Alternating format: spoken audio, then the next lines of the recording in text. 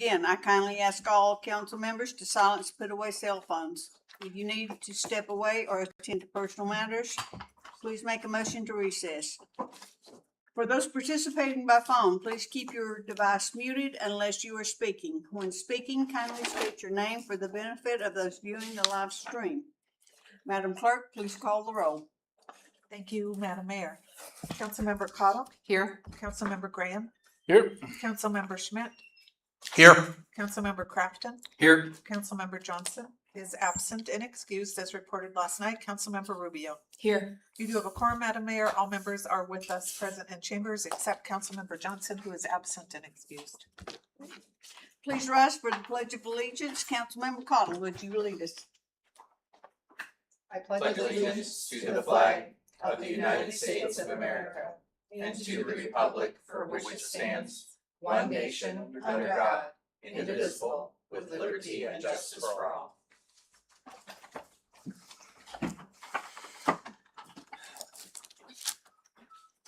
The next item of business is approval of the agenda. Are there changes to the agenda?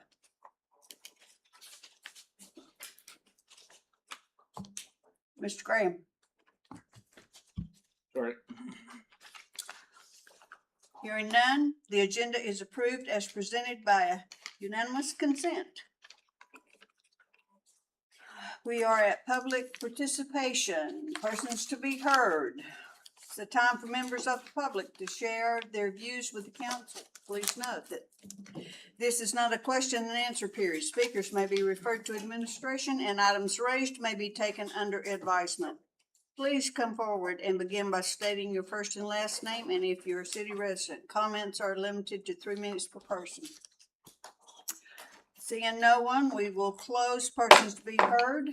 We are now on to unfinished business. Madam Clerk, please read the item by title. Thank you. This is a fiscal year 2027 capital improvement program budget deliberations regarding ordinance serial number 2626, providing for the adoption of the annual budget for fiscal year 2027 and appropriating funds to carry out said budget.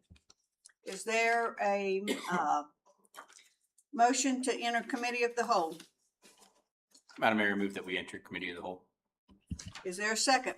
Cottle seconds. It has been moved by Councilmember Crafton and seconded by Councilmember Cottle to enter committee of the whole. Is there objection to the motion? Hearing none, we are now in committee of the whole. The time is 5:04 p.m.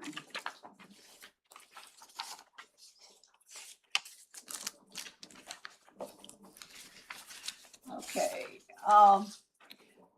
do we want to do a recap of what's and get some answers for some of the questions you guys had last night?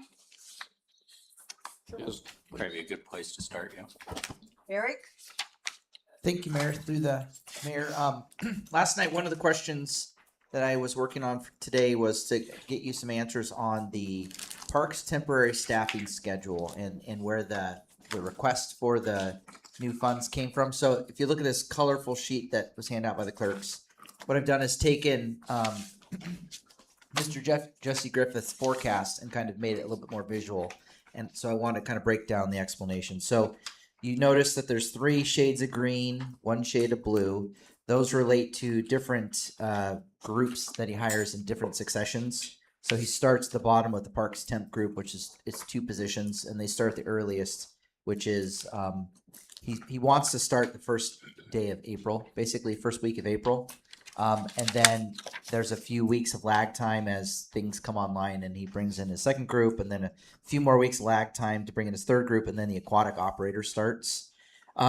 If you look at the dashes in the dark green and the light green, that relates to our current funding and staffing level right now. So you can see that we're behind on staffing, both in people and in dates, because of that underrun on the remaining budget for the rest of this year. And so if the new request of $200,000 is approved, starting July 1st, you'll see him jump up his staffing to all 4 of those segments. So He'll keep, of course, the group 1. He'll fill out the group 2, fill out the group 3, and bring the aquatic operator on. And that money will roll over to the next spring and finish us out the rest of the fiscal year. There are some weekday counts, hours worked, total cost. It all adds up to about 10,500 hours and a labor cost of just under the $200,000 request. So that's how he was forecasting it, and that's how we're running low on manpower right now as he ekes out the rest of this fiscal year with the next 2 weeks. Hopeful that we can increase staffing starting July 1st. Happy to answer any questions on that. Madam Mayor. Mr. Crafton? Thank you, Mayor. So just looking at numbers and the estimates here. So last year there was $120,000 request, which, looking at the far right column under cost, essentially you would have groups 1 and 2 covered already. That's where we're at right now. So we're short essentially 3 temp positions, not counting when they were hired. Give or take. Yeah, it's a good estimate. Okay. And essentially he's asking for an additional 7. What could you break down exactly what the differences are between these and why they're hired at different times and what the aquatic operator is too? Yeah, sure. So the 3 temp groups are really just kind of timing. So they will fill in as the grass grows faster, as there's more activity in the parks. They fill in on that work that is required.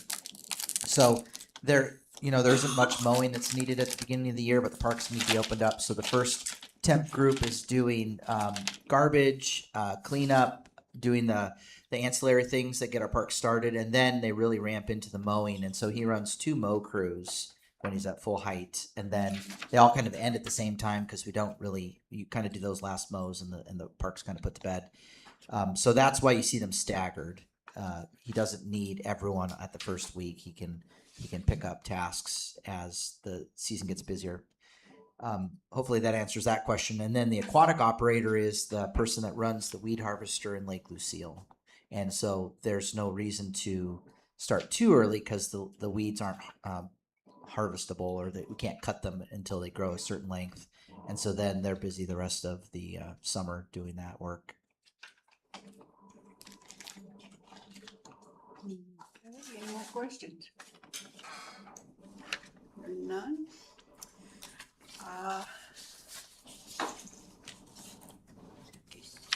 Jackie did it. I know, Jackie. Jackie, it's your turn. Okay, so I gave you 2 handouts, one for the workers' comp calculation and one also for the state unemployment. The state unemployment, we'll start with that one. It's a little bit shorter explanation. In 2026, the cap for state unemployment wages is $54,200. So that's the only amount that gets taxed on for the state unemployment. The employer piece is 1% of that, so it'd be $542 per employee that the city would pay out to the state for unemployment tax. For 2027, the cap has not been published yet, as that's run on a calendar year instead of a fiscal year. So we had to estimate it. Each year it's gone up. So we estimated a wage base of $60,000 for 2027, resulting in the $600 cost per employee.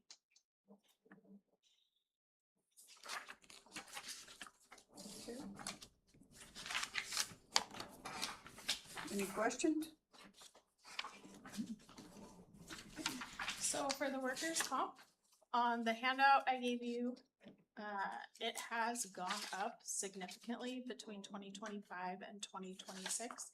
I believe that's the 3rd page of the handout. It could be 3rd or 4th page. We used that percentage to kind of gauge that percentage, as well as the percentage it has gone up in the past, to kind of gauge where it might go this year. It's never gone up that significantly that I've seen. So we estimated around a 6% increase for 27. We won't have the actuals from our insurance company until late June. So we could come back and amend if we wanted to, or, request an amendment. However, with what we've done for now, we think is pretty safe bet. You'll notice that the actual total that was budgeted is not 6% more. And that's due to the vacancy factor we had added into some of the budgets.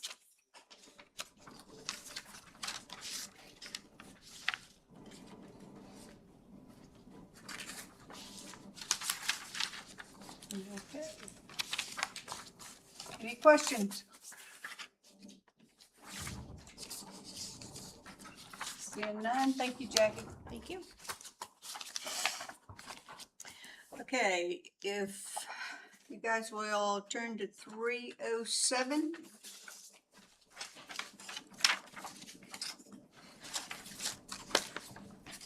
That's where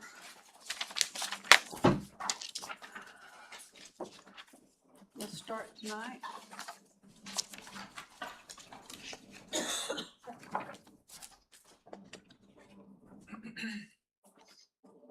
Through the mayor, I suppose I'm running this, unless there's some different direction we want to go. But we had kind of gone over a quick read through of all the projects. Are there any questions on kind of the structure that we talked about with the overview or the map? Or do you want to get into detailed questions? Oh, Eric, go to page 310 and where it has the detail on project 1.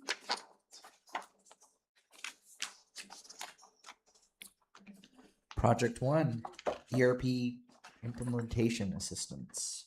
Right, this is finance. The department is finance. So Ted and Jackie, does anybody have any questions on detail number 1?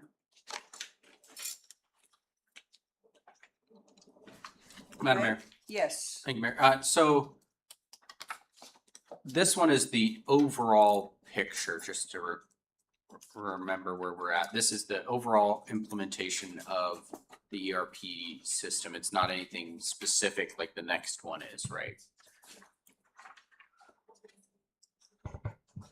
This one is requesting to continue the contract with Coa Hills to assist in the next 2 phases. This one happens to be, sorry, I'm trying to find which phase it is. Planning and permitting. This one happens to be the planning and so permitting and licensing, which would include all of our stuff that's going through Citizen Serve right now, as well as the items going through Muni Reps right now. It involves, thank you. It would involve approximately 2,800 business licenses being converted over from Muni Revs into Tyler. That is not only the license itself, but all the owner's information, the NAICS codes, all of the information that we currently attach to each license.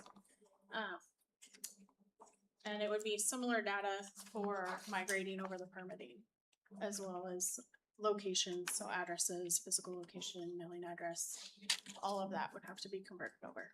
So this is specific to the planning module portion of the ERP system. Is that what I'm hearing? Planning and licensing, Planning, okay. yes.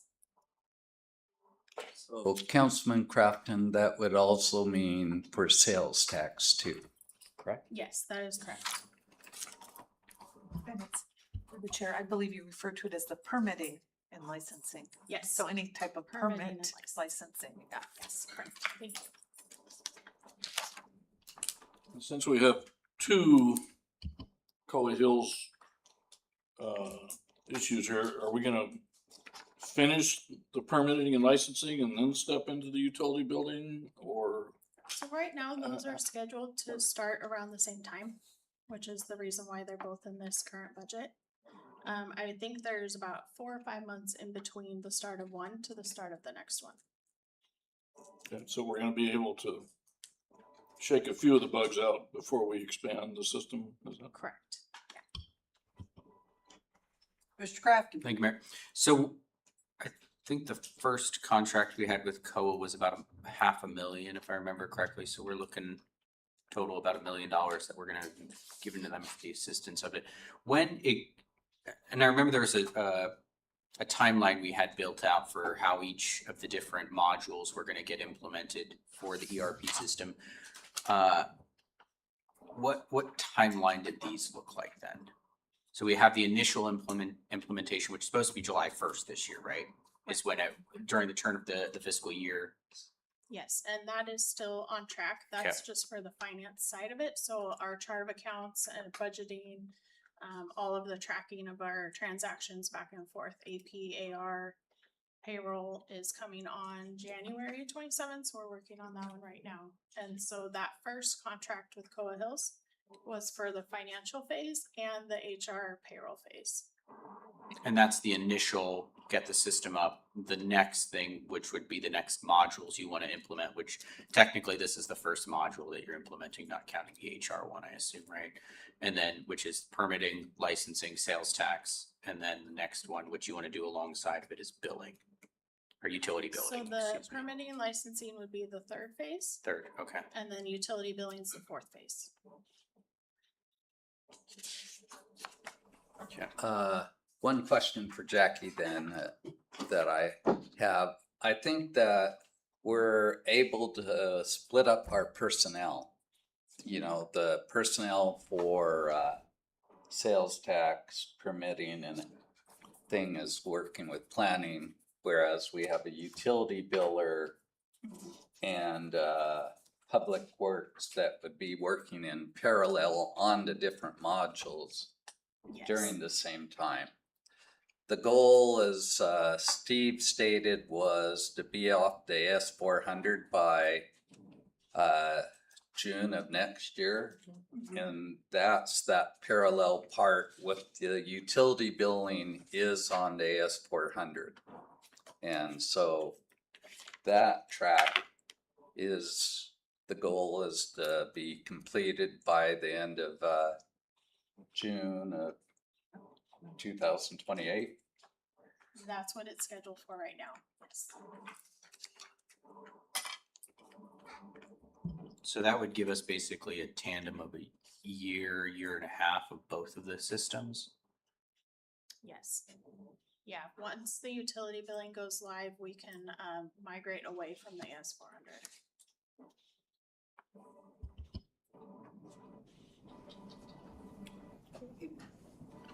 Moving on to detail number 2, finance and public works. We just talked about. We were kind of talking about those together. Yes, 'cause- Okay.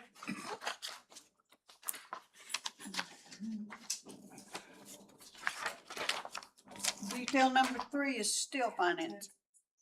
Ted? Could I hand out just a Absolutely. document that I was able to print out this document, and I apologize.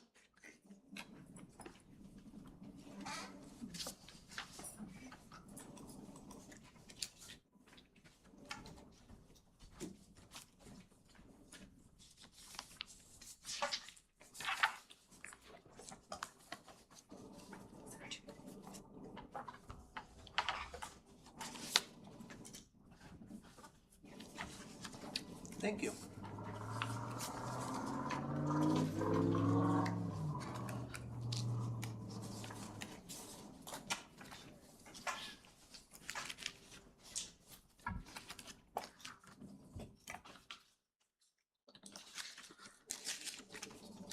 Okay. Madam Mayor.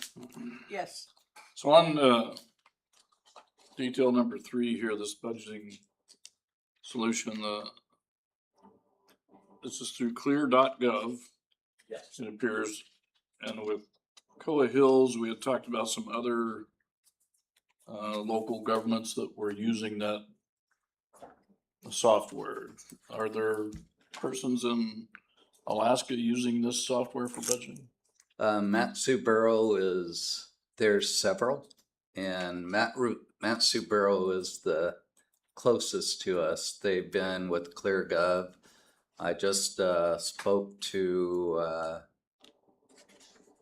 help me with the name. Cheyenne. Cheyenne Hindle, I believe is her last name. I can't, and they're very satisfied with the modules. They're starting to add other modules more than what we have right here. They're looking at putting in the ACFR,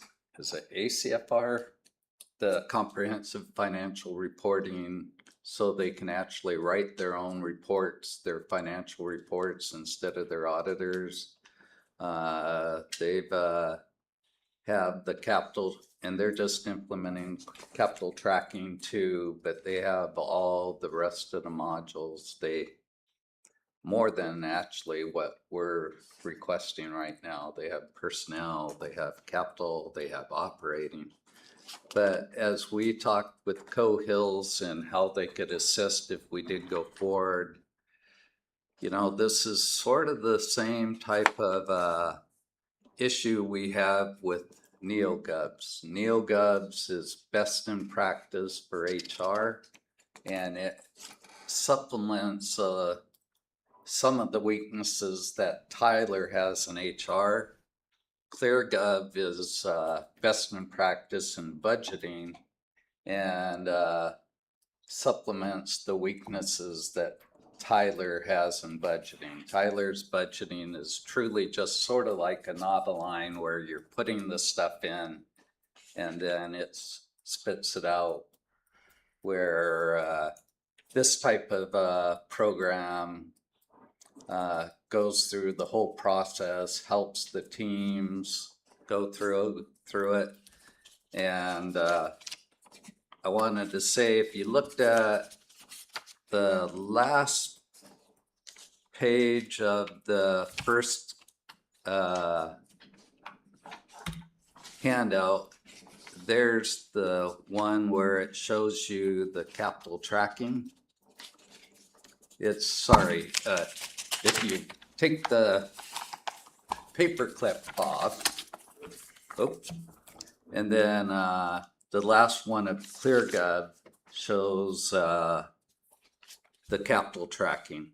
And to me, that's one of the most important things. As, gosh, Eric, how many projects do we have? 50 or 60? For the nominations? No, well, nominations, but right now ongoing. Oh, I don't have that memorized. Yeah, a lot. Yeah, So probably 60.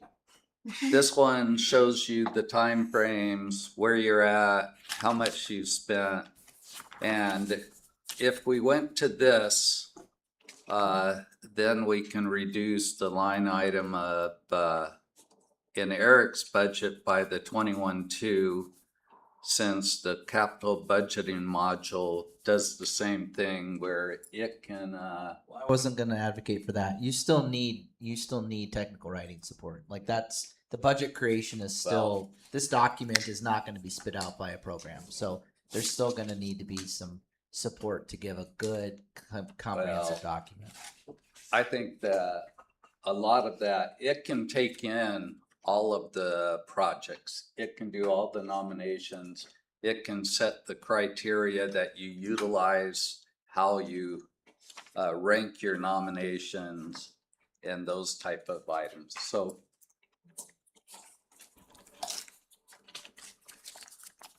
anyway, that's Community can also nominate through that. through the cloud base. So is the administration recommending we reduce that line item by 21.2 or not recommending that? Well, I think that would Two then, different answers from the staff. I'm sorry? So I'm hearing two different answers from the staff regarding this. We hadn't coordinated on that. I still feel that this resource is very useful and it's valuable. But I think that there's still a need for us to have the contractual services funds to produce a complete document for the council. So this program will work in that caveat, but it's not going to put out a full document, and it's not going to make what R&M made for us. So. and I guess the mayor and I and Eric do need to discuss that, council, because I didn't know there was a 21,200 in Eric's budget until last night. But it does print out a full capital budget and operating budget. That's what the second or third module called the digital book. It puts out this type of program in order to do it. And the nice thing is you look at the, I put a case history in there that they could actually put out a budget book in 3 weeks from the start of getting the program with the assistance of the people, whereas we're a 4 month process to get out a full budget book. If I could just, from a different perspective, we have two audiences that look at our budgets. One is the finance people that want to see a financial analysis. And then we have our citizens, we have our delegation in Washington, DC, we have potential partners that we're going to have, and it's highly likely they're going to go into our budget system and want a budget analysis. So both of them play a role, but if we want community to get involved, we have to make it really inviting and in my opinion, the budget, the way you present the budget, you've got to attract the right audience. So I think they both have a role in the budget process. Madam Mayor. Mr. Kraft? Thank you, Mayor. I had a note here just to remember correctly. So we're looking at about $46,000 for the implementation of this software, but we have about a $35,000 ongoing cost to Yes. maintain the software.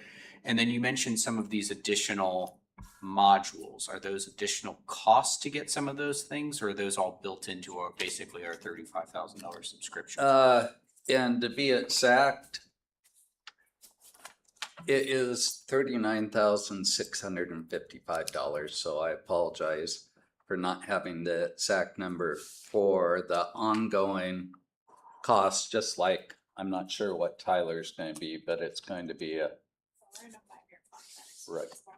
And that was in our I remember that was in our contract. They Right. locked in that price before. But this one would be an SaaS. SAS. That's security. SAS. And the other modules would have to be added if you want those. This is a whole suite, like Microsoft would be, where you could have PowerPoint, you could have Word, Excel. But the 4 modules that we're looking at would give the ability for the citizens to look at the budget, go into the budget. Modules that, like we were asking about, where if you wanted the citizens to be able to look at your financials, look at your checkbook, those type of items, is called a financial engagement. And that is where the Matsu Borough was going after, taking 2 to 3 years to get the full budget and everything settled.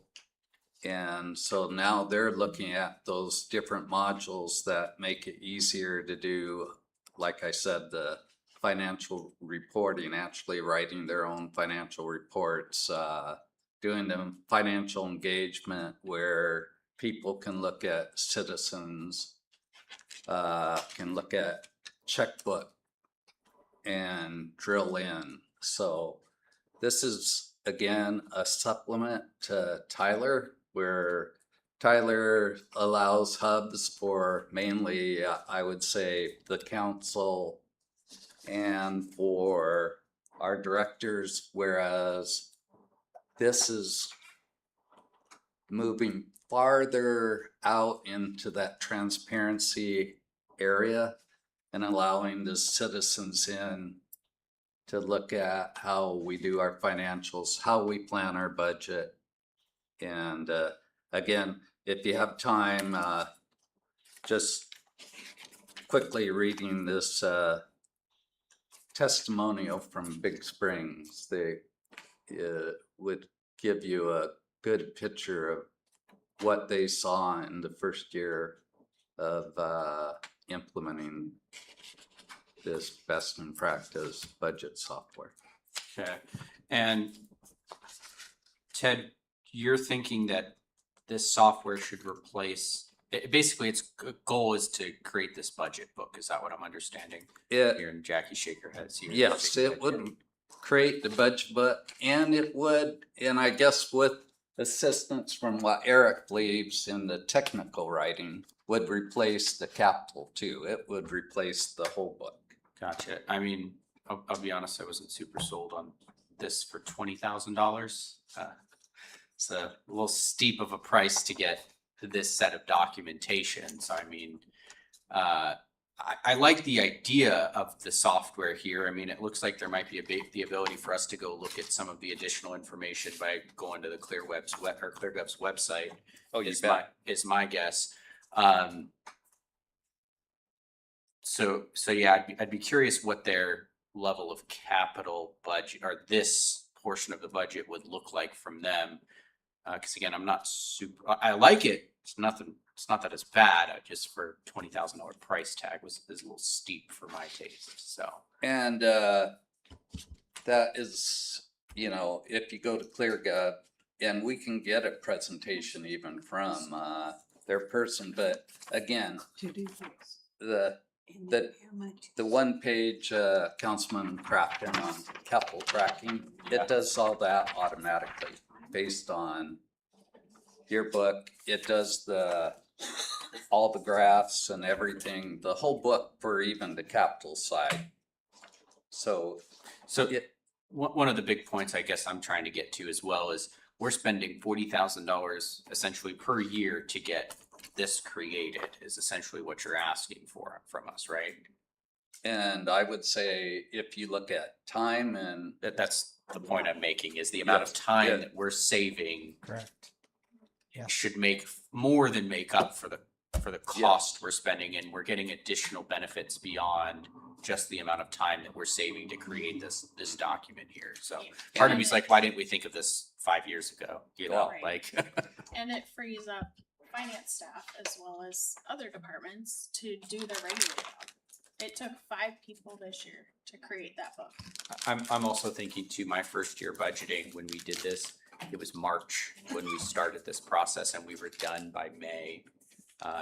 Here we are, it's June, and we've got 2 weeks basically to pass this budget right now. So I mean, the idea I would see here is that we're gonna have this, we're gonna get back to that original timeline basically, so that if we need more time and we want more time, we could walk through it more instead of having to crunch everything done in 30 days basically. 100%. Yeah. Again, I would say this is a supplemental to get us to that next slide, but right. this is truly the first time I've seen this and the cost. And so I think it warrants a little bit of, you know, we should have a conversation, but no matter which direction we go, it's going to save a significant amount of staff time and errors. The human errors are going to be minimized. And just real quick, food for thought. I know Councilmember Crafton and Deputy Administrator are involved with NACO. There's a whole section. I just Googled it, NACO on ClearGov. So that might help tonight if you do some homework. Another, I guess, question would be is, let's say we leave this here in the budget. We still have to approve the actual expenditure. We're just allocating funding now. Could we get a demonstration from them before that happens at that point?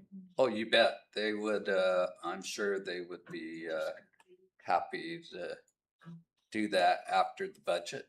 I mean, obviously, I understand we got a week to make the decision, so I don't know if we can make that work between now and then. Yeah. Anything just like what we have in any of the capital projects that you still have to approve the contract.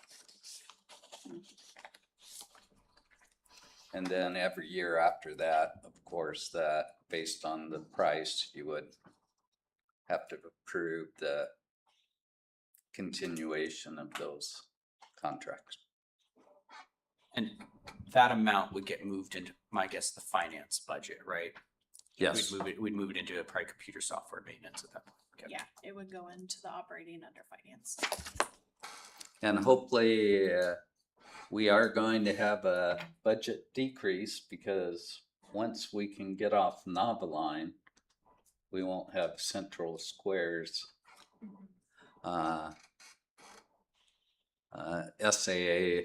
SAS, They're not- cost in. They're not a SAS.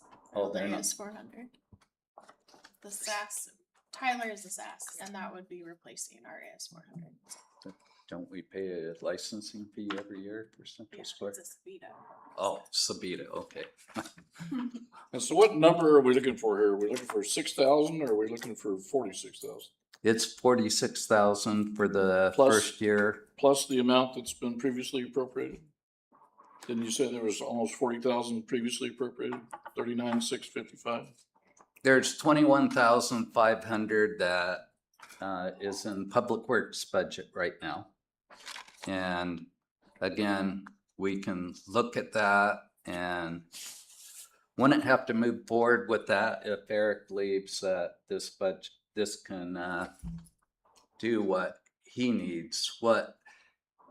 And again, I didn't have a chance to talk to Eric before I plopped my big red writing on there, is that in the Public Works budget, they have public, you said technical writing, which was helped to do this portion of the capital budget that we're looking at right now. That's portion would actually come out of this budget program if we did this. It actually has a section just for capital projects. Then it has another program for the capital tracking, which I've spoken about, that I think's probably one of the most important items, is that we have I think 70 or 80 million dollars of capital projects if you look at all the dollar amounts above,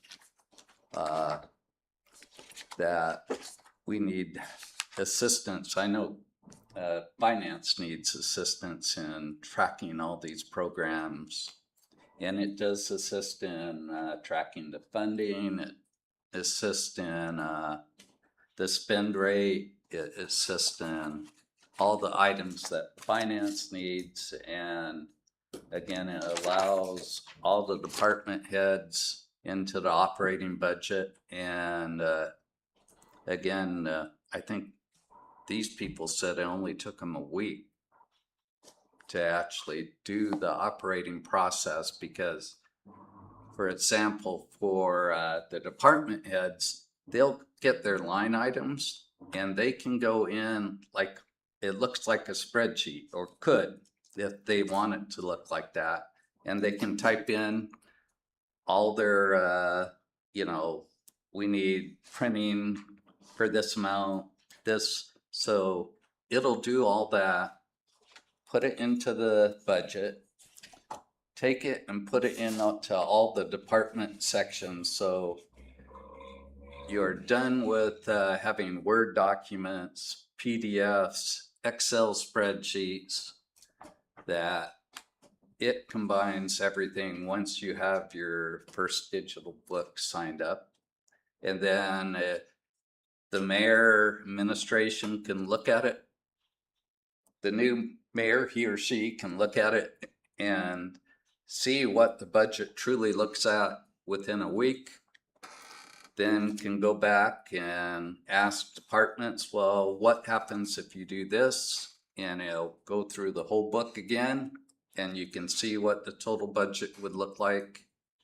It's, as Councilman Crafton said, the time then becomes not putting this darn budget book together. The time comes in giving information to council and administration to make decisions, instead of spending the months and going through all the spreadsheets, all the Word documents, making them into PDFs. I know I've talked too much. You can tell that budgets are where my So that was a great Marcus. sales job, Ted, but kind of my question was, this $39,655 number that you mentioned that's a yearly number after after we After. spend the the $47,000. 46,000 is for the first year plus the actual setup. They walk you hand in hand in setting up your digital book. They have a team of about 4 or 5 people, sort of like Cohills or Tyler's, in setting up this. And then you still get the support just like you do in the NES license every year. But the 39,655 or whatever I said, Councilmember Graham,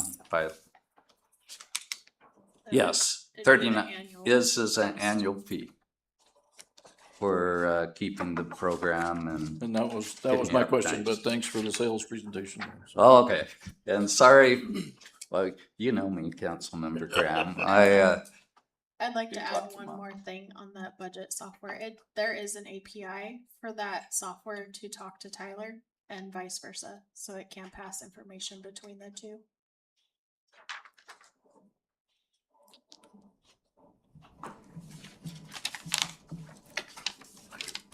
Is there any more questions? Seeing none. I think 400 hours is actually. Are we at Number 4, detail number 4, finance? which we already talked about 4 with 1. Yeah, we've already talked about half of this. Jackie? So this part is the actual Tyler software for those final 2 phases, the permitting and licensing, as well as the utility billing.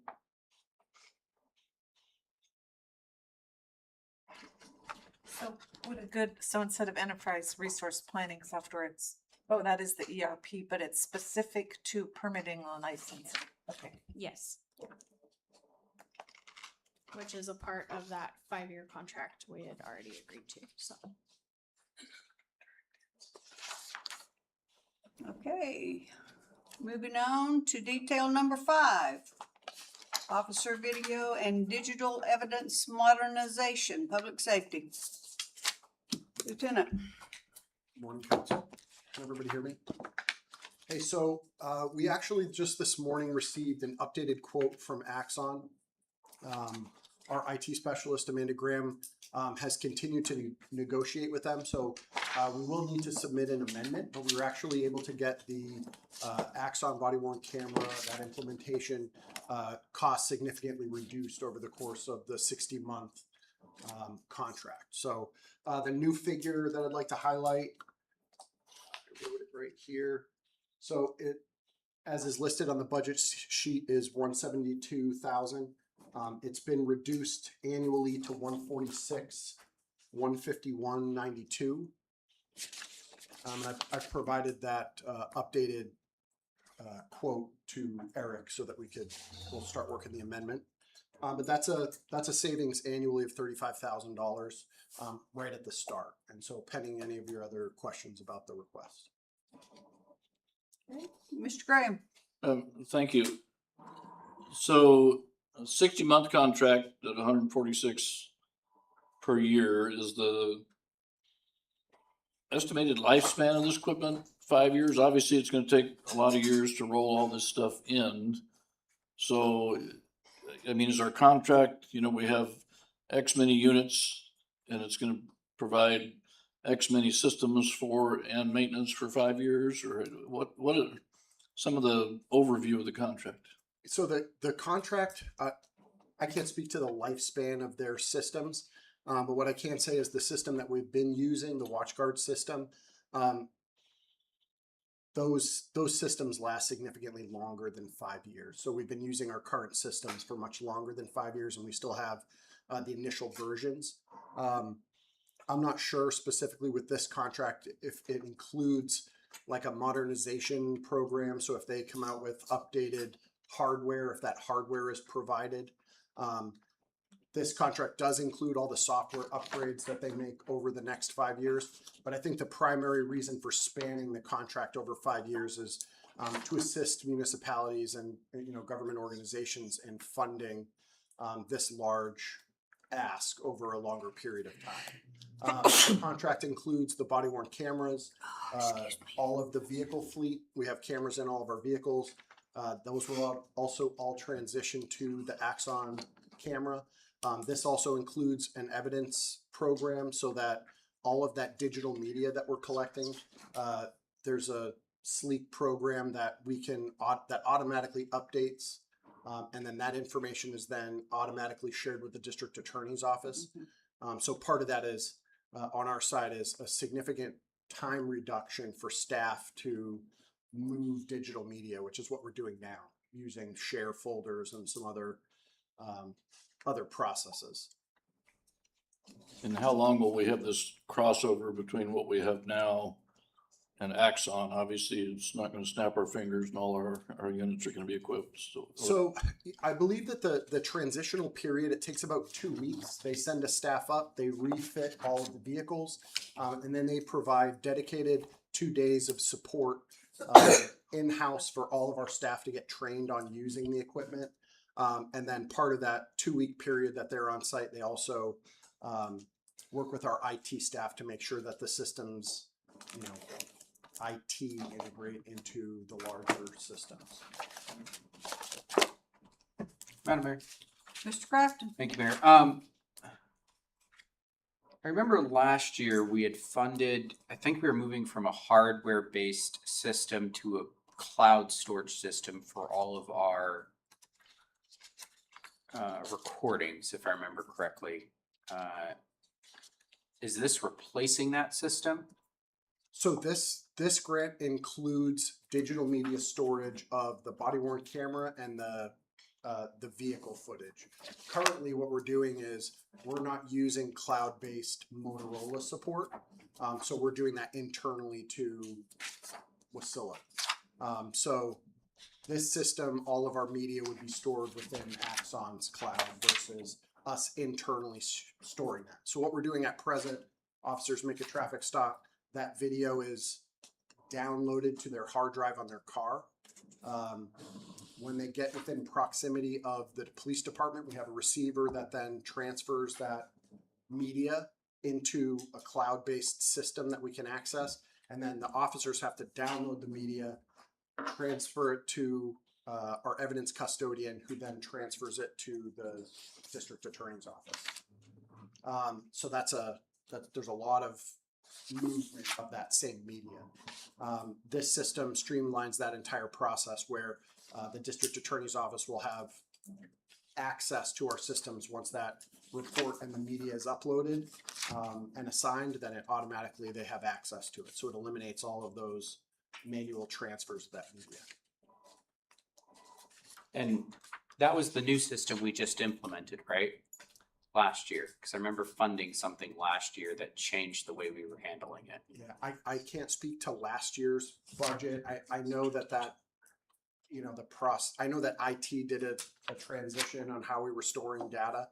I think historically we had our own physical servers where that media was being stored, and then we went to a cloud-based because we started exceeding the maintenance costs with the specific server stacks. I think that was the issue in past years. So the cloud was the solution at that time, and then this sort of solves both of those problems. So what happened to the funding for all of that? Did we already expend that funding? Do we recall? Councilmember Crafton, would you like us to call Chief Rapson? Would that help? Yeah, he would likely be able to answer. We can try, yeah. Hey, Sarah, you're on. We could, Mayor. We'll take a brief at ease to get Chief Rapson on the phone.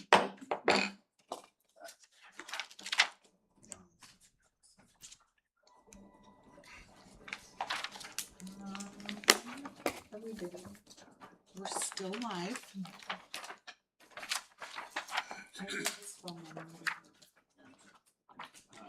Lieutenant Lopez has it. This number is.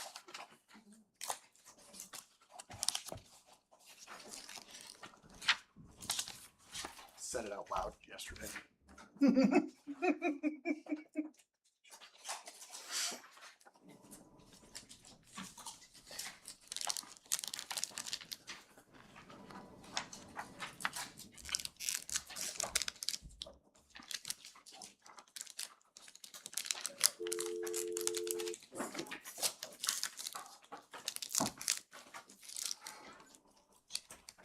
Please dial a 1 when dialing this number.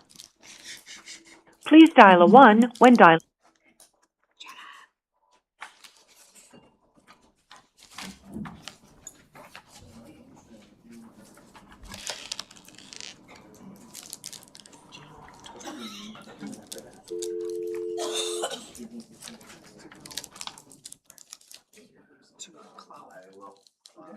See what?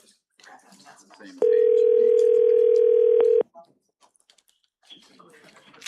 Hello. Hey, Chief, Hi. we need some answers. I heard. Okay. You're on, loud and clear. Okay.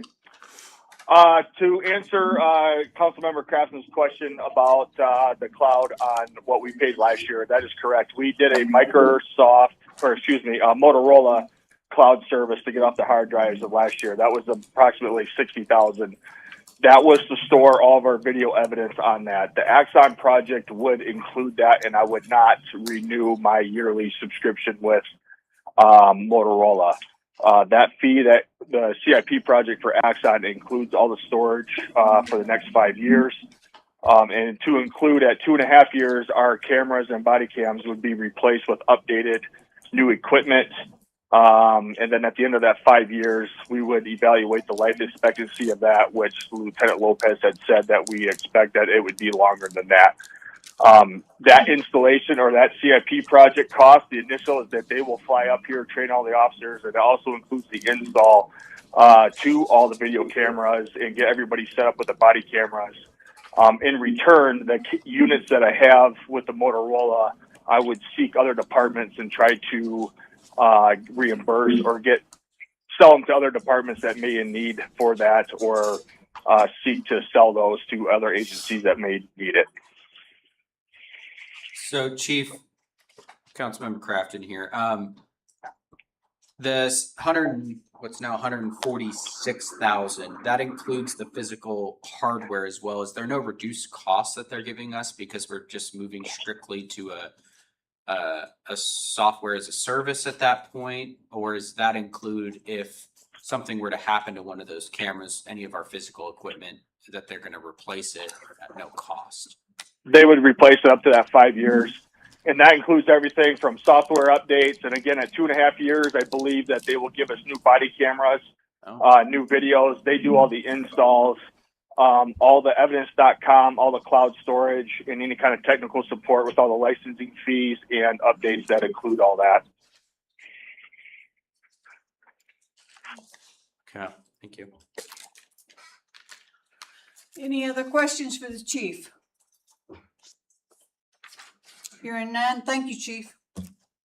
Thank you. Any other questions on detail number 5? We're moving on to detail number 6, Idetta Park Honor Garden planter replacement. Eric? We talked a little bit about this at the CIP presentation, but if you've been to the Honor Garden recently, you'll notice that the treated timbers have begun to rot and we can't maintain them anymore. And so this rose to the level of requesting to the council so that we can rejuvenate that special space. Mr. Crafton? Thank you, Mayor.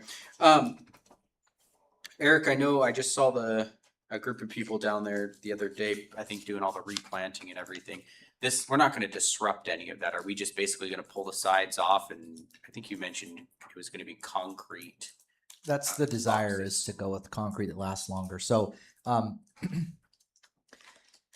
the scheduling on this would not affect their current planting season. We need to design it and come up with a plan on how to reinstate it, but it'd look different by the middle of next year if it's funded. And then, I mean, is this this summer project or a next summer project as you're planning for? It would be completed next year. We would take the rest of the summer and the winter to design and construct. With that in mind, is there anything additional you'd want to do in this vicinity? Since you have the time, or are you just trying to get these planter boxes replaced and call it good?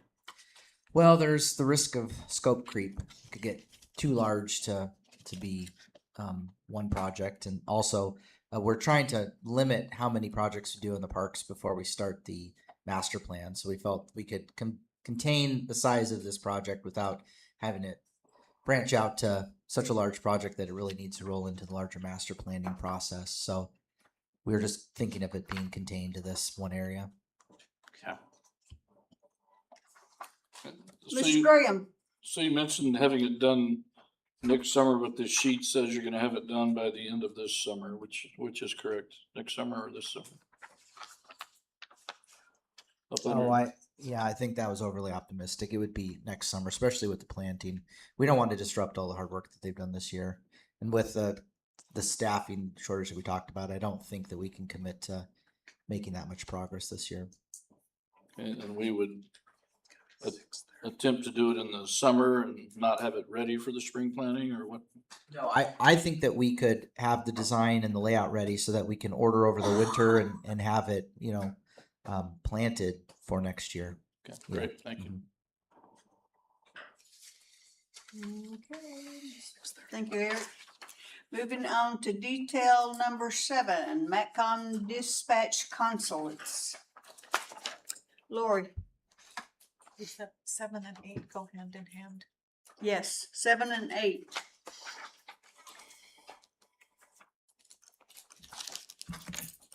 Okay, so the dispatch consoles, we're needing new radio consoles for dispatch. The primary center, we have 10 consoles there and 4 at our backup. The current consoles that we have are at end of life, which means we get no software updates. The new consoles, life expectancy on radio consoles are anywhere from 10 to 15 years. So, and then the ones we have over at the backup center are AvTech consoles, so they're completely different than what we have currently in the current 911 center that we use every day. So in the event of an emergency and we have to send people over there, when you're in the middle of a crisis, trying to learn new equipment that you're not familiar with is not a good thing. So getting everything the same on both centers is essential and something we're hoping that we can get accomplished. And with this quote, just, they are saving us $420,000. So, and that's good for 4 months. So we're getting a good savings and a really good price on it. Mr. Graham, Thank you. So Lori, Yes. you mentioned the ability to get software updates and stuff. If I were to go down to Mr. Schmidt's business and buy a new car or truck, the federal government says he's got to provide, parts, availability of parts for me for 10 years for that vehicle, I think is the way the law reads. And you said these have a life expectancy of 10 to 15 years. What sort of guarantee or regulations cover the availability of those sort of things? Are you aware? Or? I would have to look that up. I'm not positive on that. So they could last 10 or 15 years, but the parts may not be available. That's my concern. If you could kind of dig into that, that'd be great. Yeah. We can pin up with me, but I'll look into that with Motorola and what the standard is. I mean, I know that all the other equipment I've ever dealt with them is at least 10 to 15 year life expectancy. Madam Mayor. Mr. Crafton, Thank you, Mayor. The dispatch consulates, we were looking at pursuing some federal funding for. I remember you mentioned last time that you didn't get it. It looks like it's going to take us roughly 18 months to get this completed. Are we going to still be able to try and pursue federal funding to help us cover some of this costs, or are we gonna, is this gonna be a one-time expenditure and it's gonna take a year and a half to get them all up here, installed, et cetera, type of thing? Probably be closer to 12 months to get it installed, maybe even a little less than that. Hopefully, if everything goes well, I'd be looking at a good 12 months. But yeah, I did not able to get the federal funding at this time. Everything was deferred, so And so there's no opportunity to continue to try then? not at this time. And if you do it, if we go ahead and do it now, we wouldn't, most of those grants, you cannot start the project prior to getting the money. So there's an issue with that. And then we're up against a crunch on when these consulates are no longer going to be supported. So then there's an issue with that. It's a big officer safety concern too. What if the consuls go down and we don't have, cannot contact our officers? These new consulates also offer the ability with the radios that our police department is using currently. We'll be able to track the radio itself. That was a point I keep forgetting to mention. So right now, if they're in their car, we can track where the officers are, but once they get out of their car, those mobile data terminals don't go with them. We can't track them. With the radios that they have, the new radio system that we are looking to get, we can actually track that radio too. So with the radios on the officer, we'll know where the officer is for officer safety concerns too. How often do we have a consulate go down? Maybe monthly, something happen. Thank you. Okay. Laura, you want to talk about the CAD? Yeah, computer aided dispatch. So our current computer aided dispatch we have, I believe, was installed in 2006. It's very old. AS400 database, everything's running pretty stable at the moment. We do have issues pretty frequently, but it's aged technology, old reporting, very difficult to get reports out, not timely at all. We tried to upgrade prior to me coming on. The prior manager had signed a contract with Central Square, our current CAD provider, to upgrade to their new enterprise CAD. We've been trying to go live with the new enterprise CAD for the past 2.5 years with no luck. New project managers, legal got involved, and we've canceled our contract with them. So we're trying to find a new CAD. Central Square still struggles to provide any customer service for us with what we're dealing with now on our current CAD. So we are trying to look for a new CAD. I was over there all day today doing a demo on a CAD. We've put in a price for what we believe one is going to cost. I've actually had some come in a little under that, but we need to find one that's going to be the most effective for the agencies that we dispatch for, with having the 3 disciplines with both fire, EMS, and law. So I'm pretty sure and confident we can find one for that price and get it implemented. Today, the company we were talking to said they could have it implemented within 6 to 8 months. So lots of things to look at and sort out yet, but we would love to have the support of being able to purchase a new CAD. Lori, I have a question. Ms. Graham, Sorry. I'm sorry, Crystal. The rural health transformation money that came to Alaska, we did apply for 3 different types of funding. Yeah. It was not declined, it was deferred, Yeah. which means it's still in the process. And how much of that would apply to the hardware?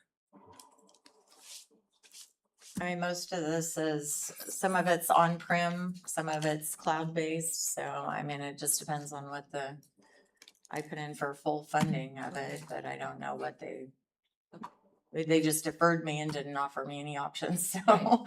I thought that was one of the federal grants that we were pursuing. Yeah, And it wasn't declined. yeah, It was just deferred. deferred. And there'll be another set of funding coming through in September. And then this CAD upgrade is independent of the consulates. You said we could get it up and running fairly Yes. shortly. 2 completely different projects. Thank you. And we do have, the 400, little over 400,000, I believe, from the borough to put towards that amount that we've asked for, so. Mark? So am I understanding this correctly? So we have previously appropriated, 413,000. The current balance in there is still 400,000. So the total project is somewhere around 1.2, is that right? No, the CAD project, I believe, wasn't it 700 So 100,000. 750, yeah. It's like But it thought it says was here the borough is participating with 400,000, is that correct? they're giving 400, a little over 400,000 towards that 750. Councilman Smith, in actuality, we already have, Yeah, we already have it. the commitment from the borough that we had funding for projects, and we requested that that funding be utilized towards this CAD project, and we've already gotten a letter that has stated that we can use those funds for this project. So is the current balance the funds from the borough in the account? Yes, we have that in the account. That's just been reallocated to use towards the CAD. And that's not part of this 413,000, or is it? Is that, yeah, that is it, isn't it? Yes. Yes, yes. So we that just one. need an additional 350, am I reading Yes. that correctly? Correct. Okay, thank you. And Lori, I heard you mention the dirty word AS4. Yes, we have old antiquated is- equipment. The new consulate gonna do away with the need for the AS400? Yes. Thank you. Thank you, Lori. Thank you.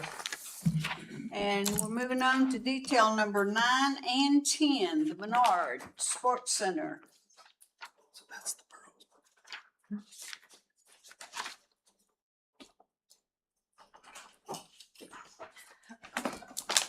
Scott Bell, Recreational Services Director. So our detail number 9 request is $115,000 replacement of our existing and original fire alarm system. And the intent here is to upgrade it where our current one is manufacturing parts will no longer be manufactured, availability to, or the capability. One of the issues that we have is when they originally installed everything, their titling of a location for sensors were not so accurate. And so if an alarm goes off, we go to the panel, we read the code or the location, it doesn't necessarily match, but we can't change it because we don't have the software, because the software is 20 some years old. And so we just have a lot of challenges here. And so we're just looking to upgrade our system, maintain our facility safety.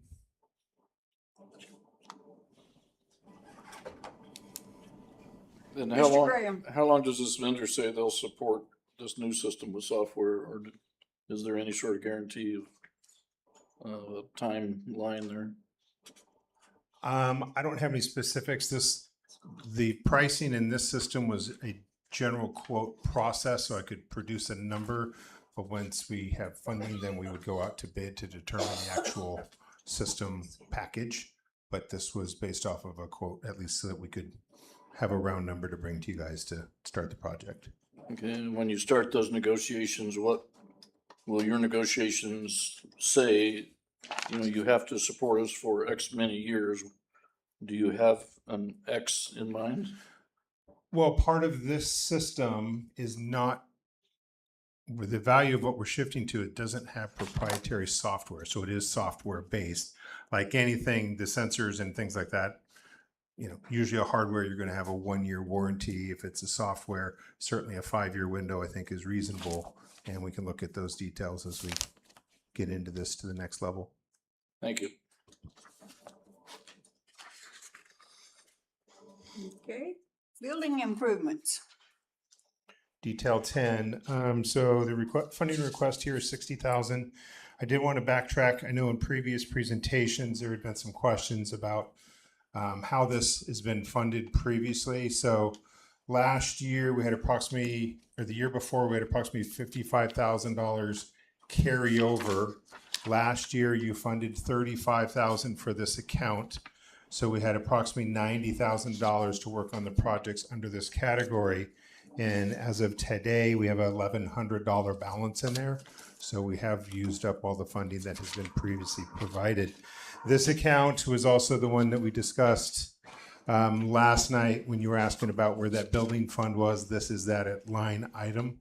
So it is, for me, it's always been a 4505 account building, and where it's landed in the budget is a different issue, but it's an ongoing account that each year we fund to address just miscellaneous things that the building needs. So for example, right now, the next 2 days, we're actually replacing all the entry carpets, front, back, and side entry carpets. That is an example of how these funds are being used. And then going forward, this upcoming year, some of our projects would include the skate shack, where we have to expand our capabilities of storing rental skates because we don't have enough for some of our skates. And the idea is we're testing out one window this year. So the skate shack is all solid glass. And what we're doing is we're putting in kind of sliding glass so that we can do skate checkout and returns instead of hundreds of skates being thrown on a table. We take the table, we carry it over, they take the skates on a cart, and then they go and put them back in the skate shack, wipe them, dry them. So we're just looking at some efficiencies there, and that would be an example of a project. So we are looking at $60,000 for next year. Mr. Crafton? Thank you, Mayor. This might be a Ted question. I know I've poked this one a few times, is the difference between what's considered capital, what's considered maintenance. I mean, there's a fine line, and I understand part of that has to do with depreciation, but a lot of these sometimes feel like they should fall into the operations because it's ongoing things. We always know that every so often the carpets are going to have to be replaced. We know every so often this items. So why is this in capital improvements? That's where I'm coming at. I think it's, again, a prior practice. You're absolutely correct. It has to have a life over a year to actually be depreciated. So anything that extends the life of an asset can be depreciated.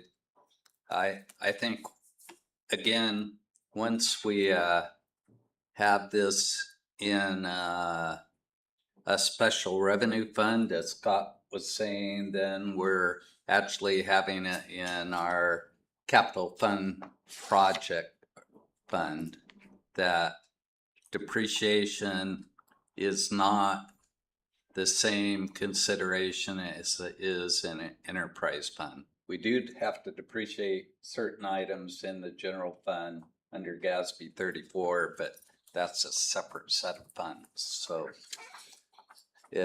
usually the rule of thumb is that it's over a year and it extends the life of an asset, then you can depreciate it. If not, but this is where it's been placed in previous years. We have the same thing in our enterprise funds where we have emergency water repairs that we have now broken out of capital projects in our summary budgets to construction services, because it's the same thing. Emergency water repairs are not an operation expense, but it is an other expense, so it's not a capital expense. And that's the same thing that would be with the Menard Center. But again, now that it's a special revenue fund, we don't have the same concerns on the capitalization issues.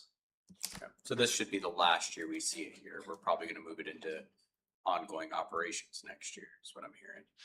It would still be under our capital project fund, and it is for FY27. We're moving the Menard Center over in 27, so you're actually seeing the 115,000 and the 60,000 in our capital fund, and not in a the capital part of the Menard Fund itself. But we do put longer term operation items in capital projects funds and the governmental funds. And additionally, kind of to what you're asking, we've had a 4519 equipment replacement account that has tended to be a rolling capital account. This year, we didn't put any money in that account. We've moved any of those projects into our operating under small tools and equipment. So that part has been cleaned up. The building part, we still have it in that as it's shown.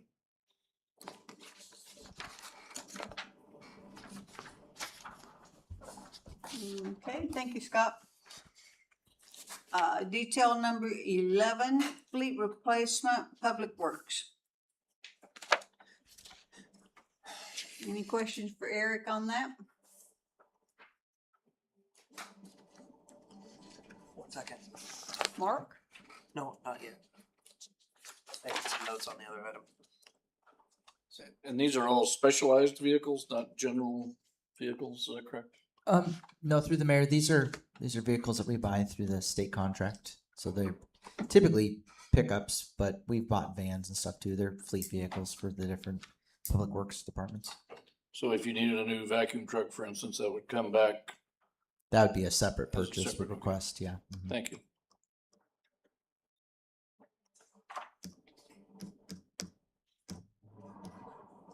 Okay, any more questions? Okay, we're moving on to detail number 12, fleet replacement, public safety.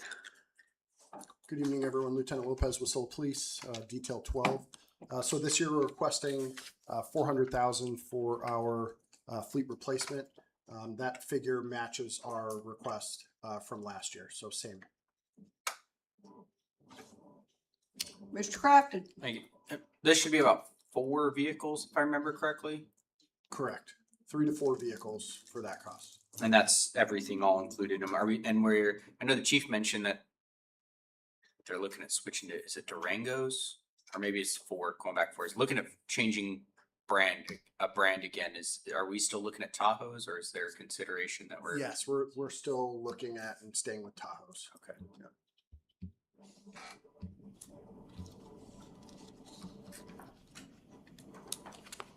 Okay, we are moving on to detail number 13, road city paving.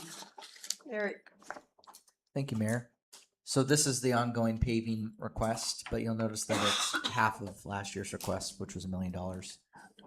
We chose to reduce it by half because of, as you heard, the flat leveling of the sales tax, but also because we're asking for some of those funds to be moved into match monies further down the CIP request so that we can leverage other funding sources through the MPO or through the Safe Streets for All grant opportunity. So that's why you're seeing a reduction in the paving request this year.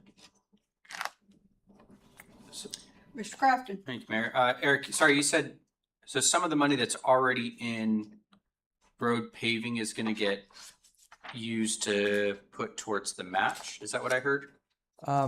Well, so instead of asking for $1 million for road paving, we reduced it to 500,000 with the idea that details 15 and 16 are also somewhat related. And so that's the reason that detail 13 is reduced. Gotcha. Okay, now I'm tracking. And I know we're getting down to roads where I think we even have some roads where people didn't want to be paved. But then also, like you mentioned, some of these other ones are looking at they're going to require serious work upgrades to get to where they're going to go. 2-part question. 1, is the 500 going to be enough then? 2, which roads are those? Yeah, so great What's question. next? We've been working on the list. I apologize, I don't have them memorized off the top of my list. One road that we upgraded last year but didn't pave was Dorothea. We've been meeting with those neighbors. They were hesitant about asphalt last year, and we gave them a year to kind of get used to the regraded road. They've all agreed that they do want to see it paved this year, especially the neighbors that drive on Glacier next to Dorothea. They really appreciate the asphalt.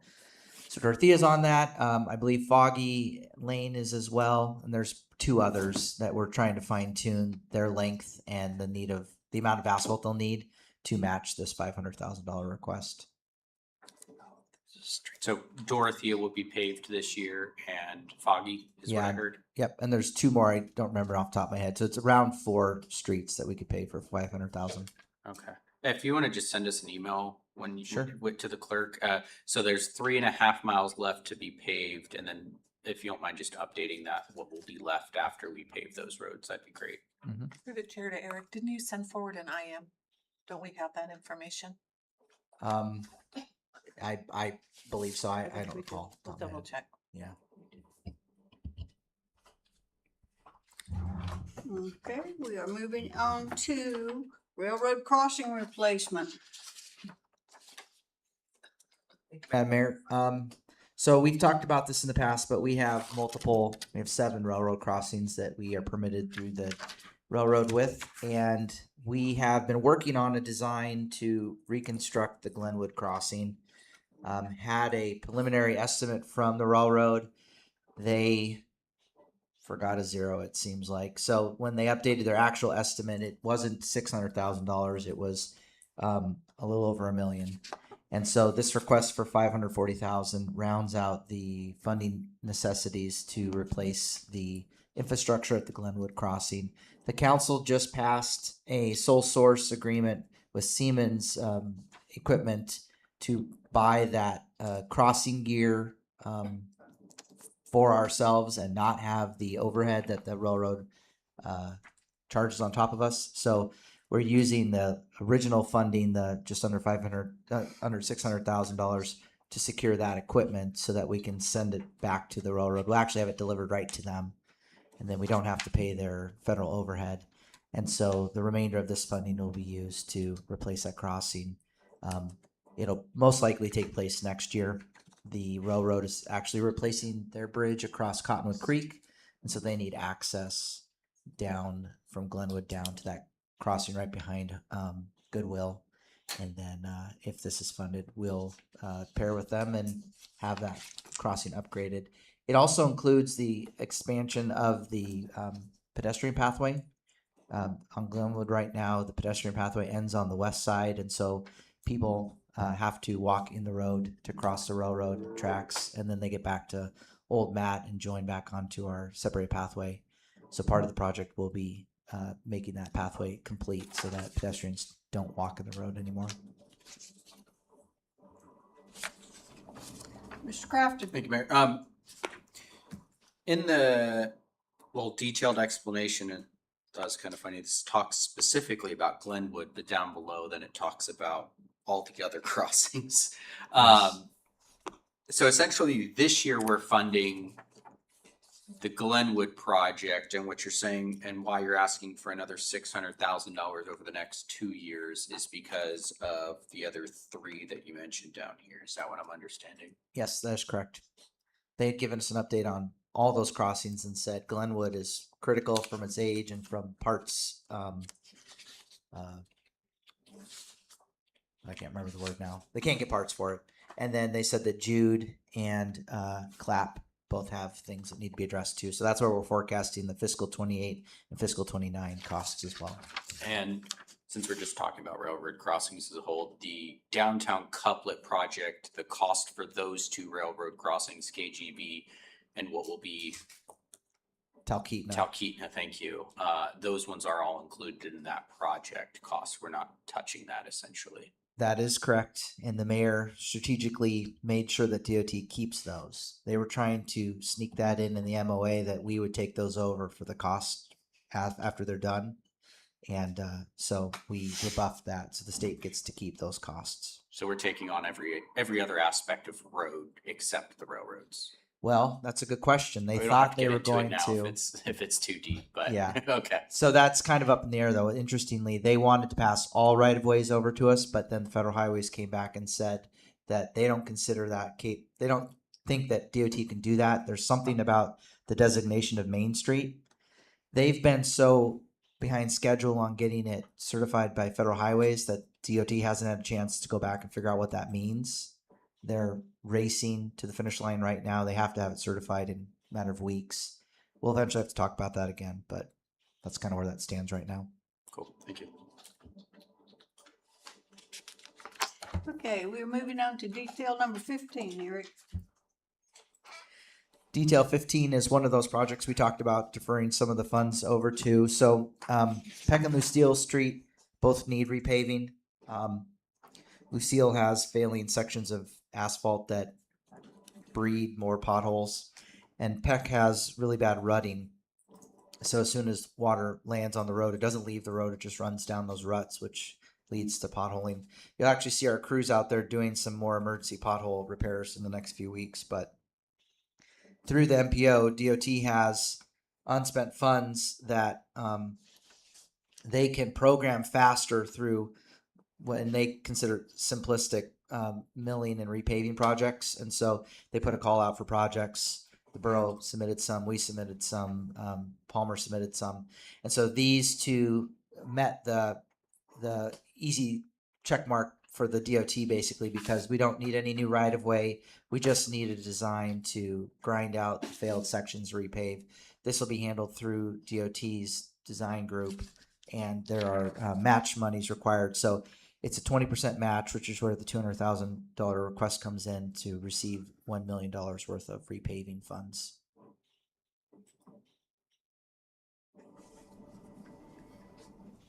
Mr. Crafton. Thank you, Mayor. So it says project scope includes mill and pave.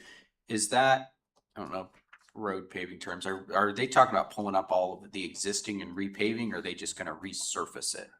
So they would run a machine that has big grinder teeth on it, carbide teeth, and grind the top surface a nominal distance based on the design. So that some remains, some is removed, and then they pave over it. There is some work to dig down in the soft spots. So DOT has a certain amount of sub-base repair. So if they were to mill all the way down and then find the material underneath is soft or saturated, they'll dig that out too. But the bulk of it will be using one of those road grinders to grind the asphalt away and put a new layer down. And when are they expecting to start this project? Well, it's DOT, so we'd like them to start next year, but I can't promise that. Within the next 2 years is what they're committing to. And part of why I think about that is, I mean, if you look at all the road projects in the city, I mean, we've got the Herman Road, we have the Meridian, the Parks Highway median project. Then we'll have the couplet project, and then this on top of it. I mean, you can't get through the city without running into construction at that point, which, I mean, don't get me wrong, it's a good thing. It feels like we've been a little neglected in that way for a while. Mayor, detail 16 is the Wesleyan Middle and High School Safe Streets for All project. We talked a little bit about the segments that are ours. The request for funding is a shared match amount. So the borough has, if I recall correctly, I think that the total grant share amount is $600,000, and through negotiating with the borough on how much of their projects relate to the overall project, we reduced that by $226,000, I believe. The segments that are ours are a new sidewalk on East West Point, which leads from Cruzy back to Cars Safeway. That doesn't have a sidewalk at all right now. And then funds to address the tunnel or find another safe route over the railroad tracks.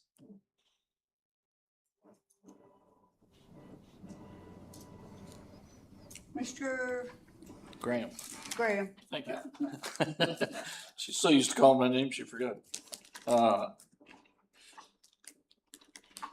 Are we required, what I'm hearing from you tonight is different than what I've heard from you in the past regarding the tunnel. Are we required, if we accept this grant, to use that money on the tunnel, or can we go back and say we're looking at an alternative crossing, we're looking at something different that still meets the safe streets for all program guidelines, but does not include that tunnel? I mean, I've heard some great plans out there about keeping the tunnel safe, and you know, I've been here long enough to have seen lots of different plans on keeping the tunnel safe, and none of them have worked.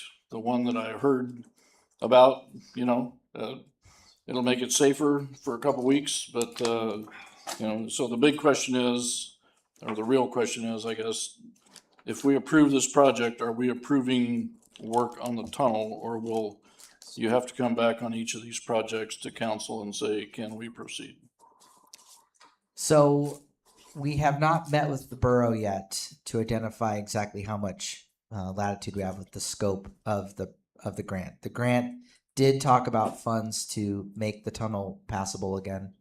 I believe that we can go back to, if the council wants us to and provides funding, we can go back to the grant provider and say, we're looking for safe access across railroad tracks. Work with the railroad to see what they'll allow us to do. So I think there's latitude right now to have the grantee confirm that a plan for safe access across railroad tracks meets their needs. I can't guarantee what they will say yes or no to. So I think that if the vein of the project is to find safe transportation for safe access, we would have to verify that with the borough, but I think there's a path forward with that at this point. Yeah, if you could find that out, I'd appreciate it. Thank you.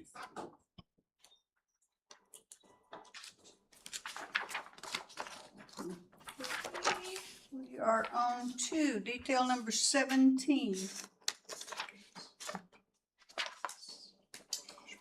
Madam Mayor.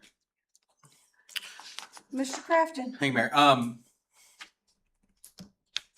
I remember you meant when we talked about this last time, one, not only is the tank old, but two, it's just not meeting the needs for the amount of equipment we're running through here. What's the ongoing cost? I mean, is it the same because we're still filling it up as often, or are we going to see a little bit lower of cost because we're buying more in bulk? What's the ongoing cost associated with upgrading the tank? So the reason for upgrading is to be able to have more on hand. Yeah. So this is mostly a resiliency move. It allows us to have a more continued operation during emergency or storm events.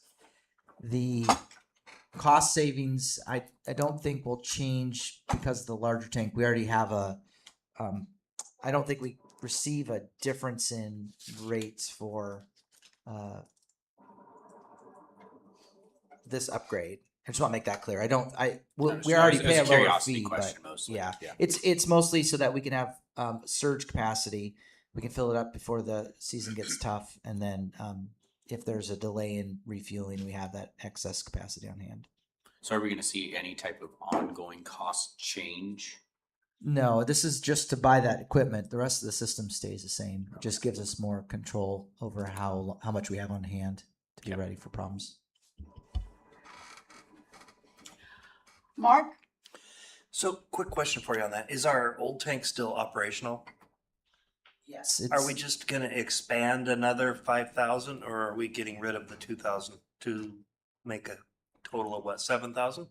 We were going to repurpose it to the park shop. So the road shop would have the bulk of the storage, but the parks would take the older, smaller tank and use it as well. So then we'd have both actually in essence. Yes. Thank you. Okay, moving on to detail number 18.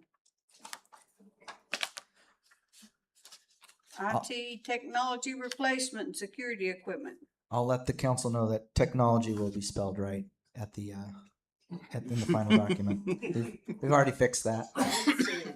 Yeah. It's already fixed.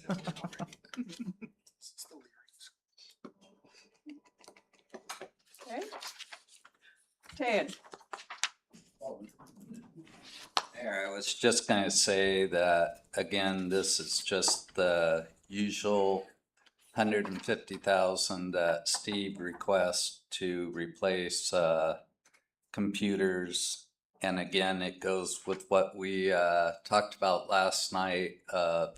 We have enough in the fund to continue funding this through this year, and then next year we'll start allocating transfers from each department to the fund. Thank you. Madam Mayor. Yes. So just to clarify, I remember we kind of went through this a bit last year as well. There's not a transfer into the fund, technology replacement fund this year. This is just saying, hey, we're going to spend $150,000 out of that fund. You're correct, Councilmember Crafton. Okay, we're moving on to detail 19, wastewater treatment plant digester expansion.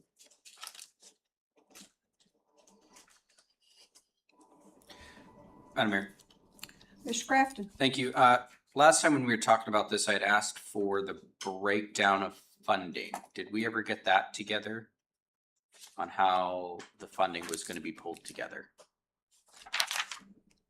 Yes, but I don't know if it made it to you. So Jackie and I have No. been looking at the breakdown, but we can have it to you tonight.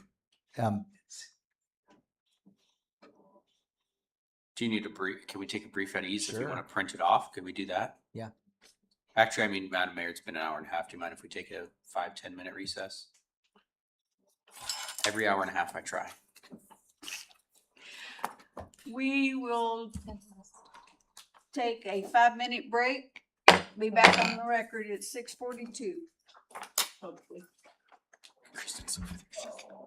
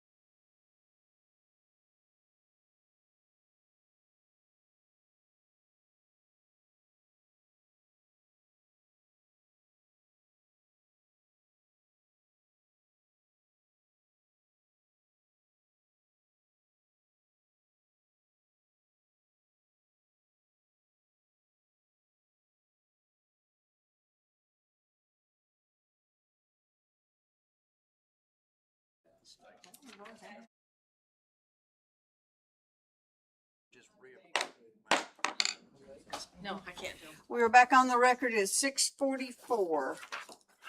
So Eric, waste, detail number 19. Yes, thank you. So, Councilmember Crafton wanted to talk about the funding breakdown, and so working with finance to look at our current funds as well as federal grants that are that we expect to be incoming and adding those up. Basically, the document that Jackie passed out, just master plan design, of course, and so in those last funding years, we've also been receiving federal funds for water, and so that's one of the reasons that we're requesting to move that 2.8 million is that it's already city funds that was already put through the CIP process. If it's agreed to, we would move those funds out of water and into sewer as an immediate way of bolstering city match, and it's part of the ways of making that project pay for itself. So Mr. Kraft has a question. just to clarify, so is money we got for as a project that we were working on, and then It's not got, it's money that the council took out of appropriated? correct. Yeah. So it's city monies that was appropriated to the water tower project that we have since received federal funds that we could cover basically. And so we could repurpose those city funds back to this project, and it doesn't affect the current budget, if you will. It's just reappropriating from water to sewer.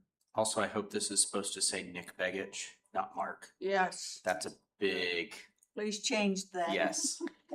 That's, Yeah, and I just want to point out that 1.9 million, we were notified on Tuesday. That is a 2026 appropriation that just came to us on Tuesday. so And that we have the funds for that. Yeah, we've been notified, so we have to do the paperwork. So that is here. And the 2.4 is Nick baggage, and it has went through all the committees, but we have not been notified. But that's what that is for. You'll see it on Monday. And just one other thing that's not on here is we had initially talked to both Senator Murkowski and Representative Begich about redirecting money from what was originally a sewer request to the library expansion. And they pulled it back over to sewer. And it is a priority, so much so that they will be coming for a tour this week or next week.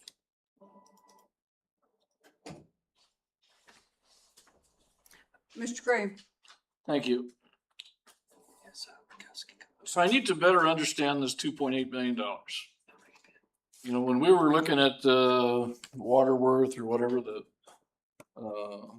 nice presentation we had the other day, we looked at, you know, the capital funds, and it was a fairly constant slope upward. There wasn't a little $3 million bump where we got, you know, $2.8 million, you know, and then went from there. I mean, it was a fairly steady slope. So when did we get this $2.8 million would be question number one. Or have we got it only if we spend it?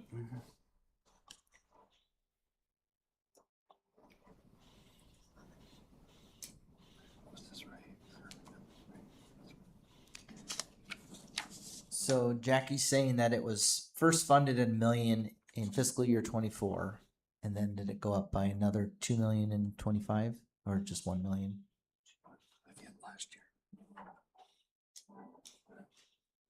So then in 2025, it went up 1 more million. So there was a balance at the end of 24 of 900,000 that rolled over. So at the beginning of 25, we would have had the million that we added plus the 900,000 that was left over. So it's slowly growing. Then in 25, sorry, that's what we just did. 26, we added another 1.2 million, which is how we got. So did we add that money by appropriating the money, or did we add that money through the budget process, which is where I'm stuck here? I mean, we're taking money that we appropriated through a budget process or through an appropriation process. And now we're changing that appropriation via a budget process. I just don't see that as being very transparent. I don't know.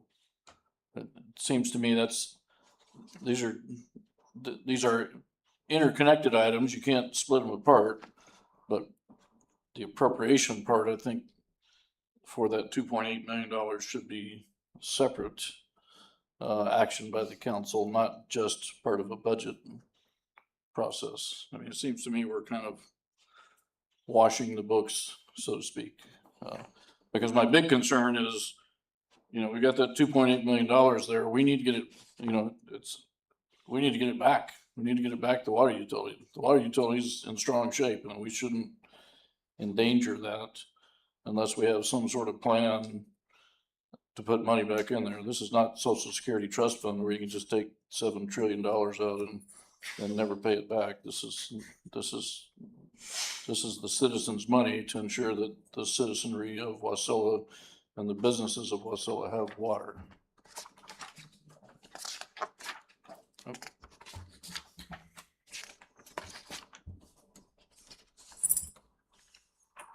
I think, Councilmember Graham, and it's of course a policy decision by the council. I don't think administration's trying to do any type of wash, utilizing. And I'm not accusing that. I'm just saying it doesn't look very transparent. I mean, I understand what we're trying to do here, but if I was Joe Citizen looking back at previous allocations, that the council did, okay, we put $1 million in the water fund. Okay, we put another $1 million in the water fund. Okay, we put another 900,000 in the water fund. And then 2 years from now, the council's gonna have to sit here and go, well, we want a 20% rate increase. My question would be, what the hell happened to that $3 million?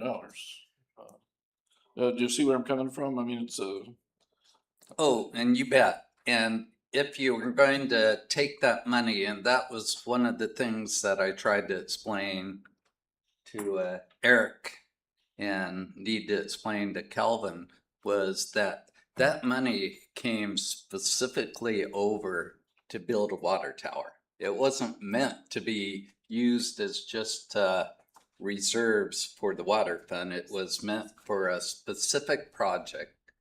And I think how the Public Works was looking at types of sources that we could use.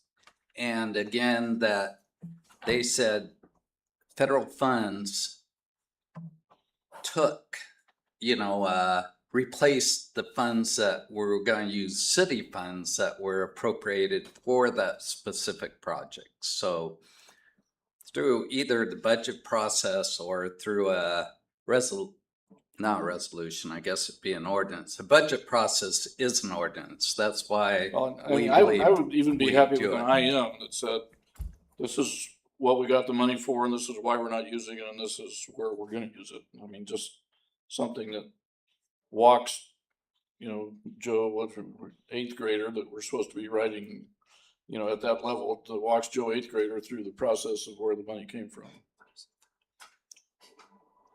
Eric can definitely do that, Councilmember Graham. And I don't know if you want that for the next budget hearing on Monday or, well, I guess I'd have to ask the clerk, how fast can you do an IM to? I don't think we can enter it into the record until the next regular meeting. Yeah, no, I would not. The agendas are released. We would do it as a handout. Yeah, so as long as there's something on the record that. And you could put it as an IM on a future meeting if you wanted that, but in terms of their budget decisions, that would be a handout. There's no packet. Yeah, so if that's acceptable to the administration, I would like to see that. I have no objection to using the money. I just want everybody to know where it came from. So. That's Thank fine. You'll get the handout, and then in a future meeting, we'll get an IM. Thank you all. Madam Mayor. Mr. Crafton? Thank you. So, sorry, just trying to wrap my head around this one. So we're taking 2.8 out of water. We're going to build a water tower. Are we, isn't that the Herman Road water tower funds. Yes. So we got, and the reason why we have the 2.8 million is because we got grants to cover the costs. Is that what I'm understanding? No, the reason we have 2.8 million is because we had set money aside for the last fiscal years. We've since been receiving water grants, and so our intention is to offset that city money with those grants that go to water as well. So normally we would have put the money back into general fund, but instead of sending this money back to the general fund, because we don't need it anymore, because we have grants to build the water towers. It could have been moved back at some point, yes. But we have grants to build the water tower. The water tower is still getting built. Correct. Okay, moving on to detail number 20. Sorry, Madam Mayor, I'm still not done with this one. It's a big project. One of the conversations I think we've had about it is getting more federal funding from that for this one. And this project, even if we said yes, we'll make all the transfers and do everything we need to do, it's still not happening this calendar year. Like, this is a 2027 calendar year project at this point, right? So we are at 95% design. So it's our intention that we can have it out to bid before the end of the calendar year. So happening means that we have to have the money organized before we go out to bid. So our intention is to, if the funding is available, to be out to bid and have a contractor, before 27's over. And so we have to have that. And so we have to, basically, we have to agree to this before you could put this out to bid. Yes. We don't have to agree to, we can talk about the funding vehicles, if you will, if that makes sense. There is always going to be a procurement process where we identify all the accounts that will make it solvent so that we can go out to bid. But we won't go out to bid until we have the funding package completely figured out. Okay, and remind me about the loan portion of this one. What makes it forgivable even at 2%? There's are you asking how they figure out the amount that's forgivable, or? Yes. So Crystal knows a little bit more about our ranking, but basically the state has a certain amount of state revolving funds that they need to make available, and based on our needs and our I always forget the term, our tier, our status. Tier 4. Being tier 4, there's a percentage that our projects can be forgiven. And so that comes through those documents that we provided. We looked at the first one at the last meeting where we talked about the forgivable loan based on. So it's those kind of calculations based on what we ask for and our tier level. And so we're taking essentially a $1.1 million loan, making payments on it until the project's complete, and then it's complete forgiveness? Is that how that works? In your handout, they have it broken down by the amount that's forgivable and then the amount that's loaned still. So the total loan is $2.2 million. Oh, so we're getting $17,000 forgiven.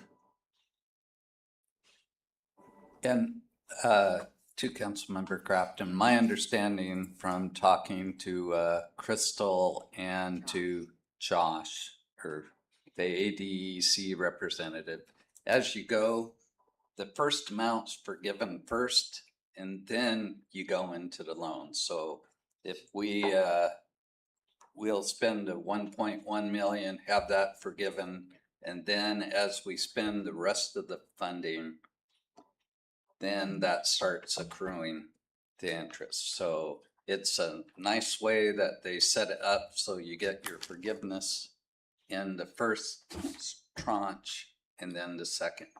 And then one last thing I just want to say again is, even if you pass this budget without us having the funding, your ordinance protects the city from us awarding, well, you'd have to award the contract, but we can't go forward due to the fact that the ordinance says in there, if you don't have the state and federal funding, you can't move forward with the project. So that's in the actual ordinance itself on the first page.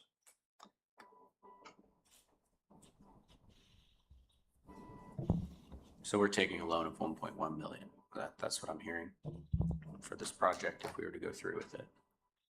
And my understanding is there could be, again, from what Crystal was talking with Representative Pagage, is that there could be more federal funding for the sewer plant in the FY27 budget.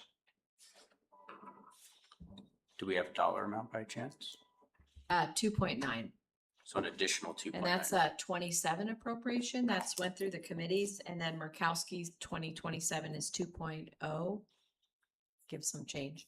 And that has went through committee as well. So We've not been notified.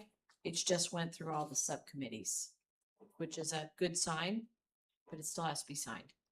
And then the way the loan, ADEC loans work is because the census says we are a tier 4, we have a very high level of forgiveness. And so when we submit our project, they tell us what's forgivable. The master plans are 100% forgivable. The 262,000 for the replacement tanks, 100% forgivable. The 6.6 million to do the whole Happy Meal, only a portion of that is forgivable. So instead of quantifying $6 million for the whole because they're going to come back with terms and conditions based on what you requested. This is exactly the terms and conditions, and that will be the next piece of legislation that you will see.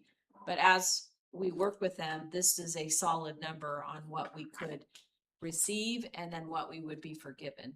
And then if we wanted to finance it over up to 30 or 40 years at 2% interest, it's pretty minimal. Or there's no penalty for early payoff. So in my own opinion, why use your own money in the bank when you can have terms and conditions that are designed for tier 4 communities? Just making sure I'm understanding the numbers. So we're at 2.4 from Congressman Begich for fiscal year 26. 2.9. I'm looking at what I have in front of me. So 2.4, and that's the fiscal year 26. It's 27. So the 2.4 is 27. Correct. And there's an additional 2.9 in 27. So what did you guys have here? So the federal grant for baggage is 2.4, and that's 27. Okay. It's not 26. The 1.9 was 26, and we were notified of that. And that's Murkowski, okay. Correct.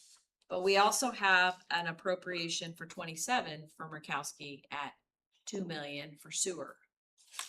2 million, you said, from Yes. fiscal year 20. Yes, and that has went through the committees, but we did not include it because we've not. We don't, been yeah, notified. I understand. I'm just trying to wrap my head around what the Yeah. other potential is.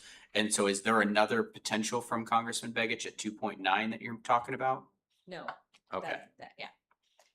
So there, right now, we're looking at an additional potential for $2.2 million. Correct. Is what we could be looking at here.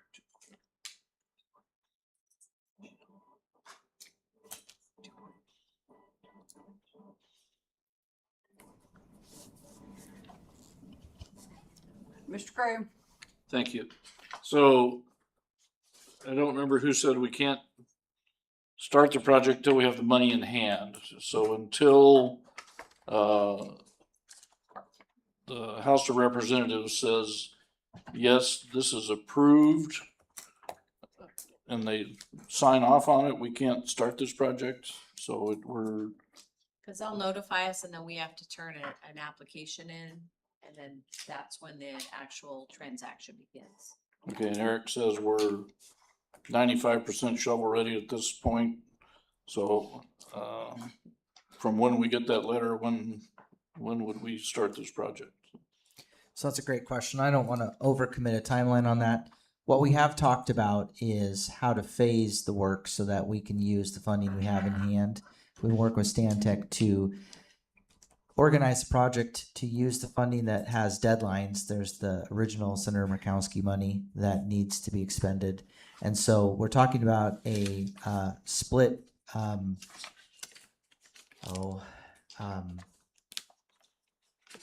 split program where we say, here's the first half that we have the funding for, bid the whole thing in 2 phases, and then the second half will be contingent on the funding. We don't want to run into preemptively starting a project that impacts our grants, but we do need to make sure that we effectively use the timeline that we have with the existing monies.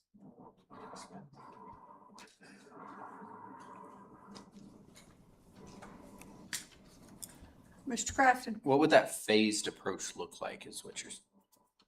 In general, the phased approach would mean building the building that will control everything and moving those controls over. And then the digesters would be the second phase, so that we can keep the one digester running from the new system, tear down the old system. And that's basically where the new digesters go, is right next to the existing control building. So it's designed in a way where we can back away from the existing facility and build what we need new, and then move back in once we've transferred the existing digester over, so we don't lose capacity in the middle of the project.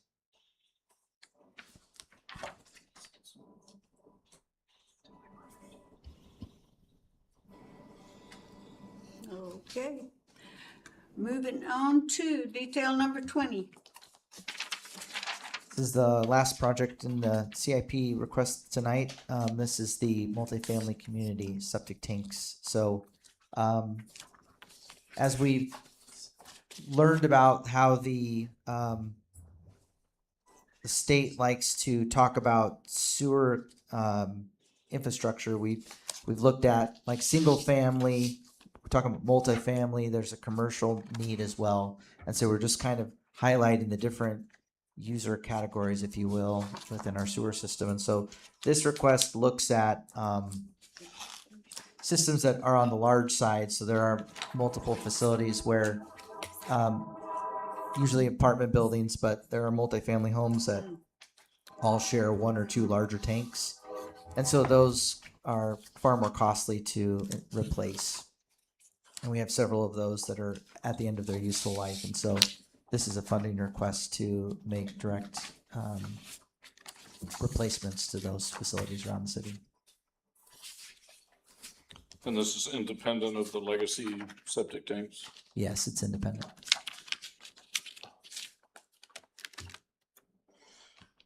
Okay. That is it.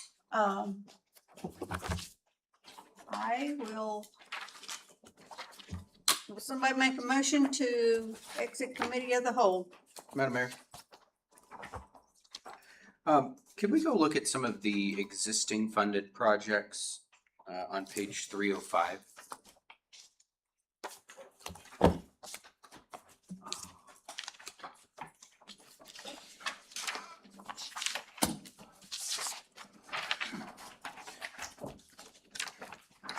Madam Mayor, can I make just one more comment? Sure. So originally, when we talked to Senator Murkowski about 27 appropriations, we had asked for 4.9 million. And then the library expansion project was an option, so we routed $1 million to the library expansion option. That was actually denied, and so the last time we were notified by Murkowski's office, it was 4.9 million for a 2027 appropriation, but I want to get that in writing because that money came back to sewer. And that is, those are for sewer upgrades. And that's fiscal 27. 27. So that would give us an additional So for total 20, of 4. yeah, so for 26, it's the 1.9 million. And then for 27, 4.9 Senator Murkowski and 2.9 Representative Baggage. And I will send these copies. I will again send my with the backup information from each of the offices to finance, so they have that to share. And looking at, so if we got that 4.9 fiscal year 27, we essentially wouldn't need the transfers from water, general, or any of the ADEC And loans. that's the intention, is that we would be able to backfill that, but we want to be notified of the exact amount from the delegation before we committed to the actual budget process. I mean, I know how long those sometimes take to get an answer, but do we have an estimated time and by chance? Well, like I said, we just got notified for the 1.9 for 2026.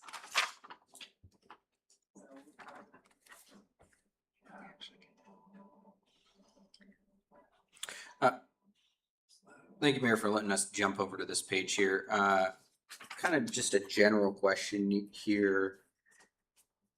I mean, this is quite the extensive list of projects that we have ongoing. Is this all of them? Or is there stuff missing? Is this pretty much the expansive capital project or capital improvement list that we have? To Councilman Crafton, it was all of them as of 3/31/26. Okay.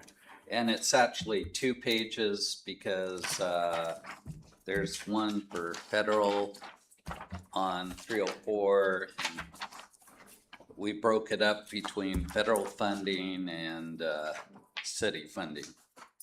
That would make sense why. Oh, and Seems excuse me. Yeah, 26. And so have we started going through these to, if the projects are done, to be able to pull some of this funding and put it back into the general fund?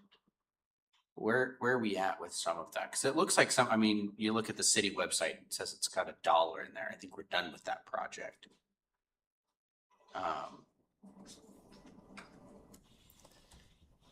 Cause it looks like, I know some of the conversation we've had around CIP, we have the unrestricted general fund, and then we have the allocated CIP funding and all that. And this is what part of that is. You know, it looks like we have a lot more money than we have to spend because a good chunk of it's $15 million that's technically been allocated already.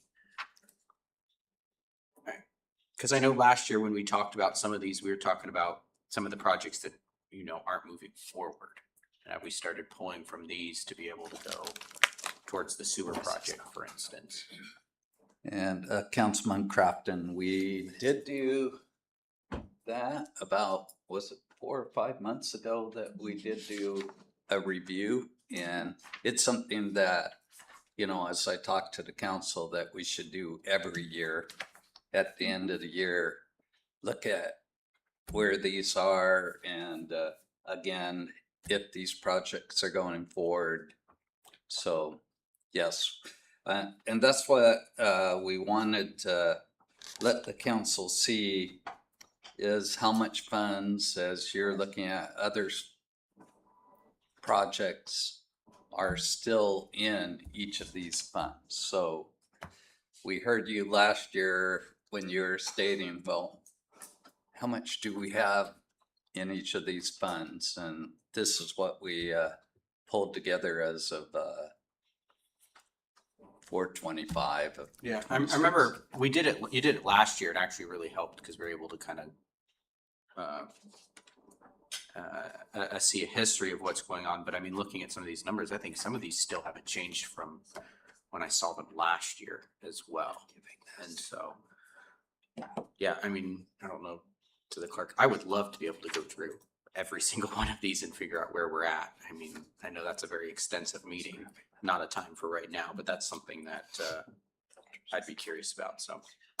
Through the chair to Councilmember Crafton, as our finance consultant said, I'll send you the ordinance, but you moved through ordinance a whole bunch of projects this spring. I remember that we pulled Yeah. a lot. No, I do remember You that do one. remember that? Yes. Okay. Yeah, I And know so about that one. I know I met with finance. I know finance met with the other departments, and there was some really good dialogue, and there was, you know, where are you and are you gonna intend to use the money, and et cetera, et cetera. But anyway, so you do remember that.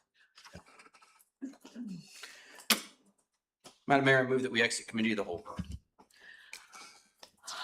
It's been moved by Councilmember Crafton, and is there a second?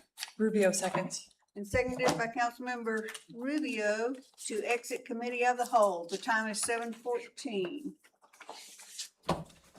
The council may now consider whether to postpone ordinance serial number 26-26 to June 15th, 2026 special meeting for continued budget deliberation. Is there a motion? Or Madam Mayor, if council's ready, we can process some amendments this evening. Council have amendments they want to process starting now. I have some amendments, but I don't have numbers specifically for budget and things to go with them, so I can turn them into the clerk and then she can have them ready on Monday. Okay.